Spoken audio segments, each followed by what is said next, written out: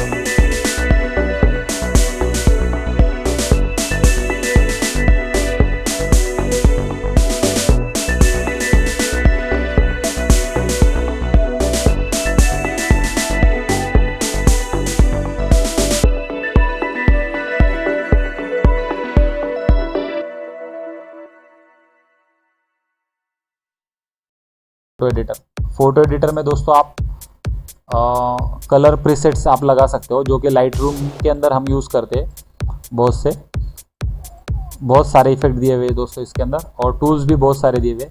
इसमें ये टूल्स में हम अभी दिखाते हैं आपको, एक क्रॉपिंग का टूल दिया हुआ है, कलर करेक्शन का दिया हुआ है। इसमें हम सिंपली आपका जो भी ओरिजिनल फ़ोटो रहेगा उस पर जाकर आपको दिखा देते। देखिए यहाँ से हम कलर का टेम्परेचर बढ़ा सकते हैं, व्यू बढ़ा सकते हैं और एक्सपोजर भी बढ़ा सकते हैं दोस्तों। ये हम फ़ोटोशॉप में करते ही है, बट इसमें एक बेनिफिट आपको ये मिल रहा है कि शैडो आपको जो भी रहेगा शैडो हम बढ़ा सकते हैं, हाईलाइट हम कर सकते हैं और कलर सिंगल कलर हम सैचुरेशन से डार्क कर सकते हैं। तो ये आ गया।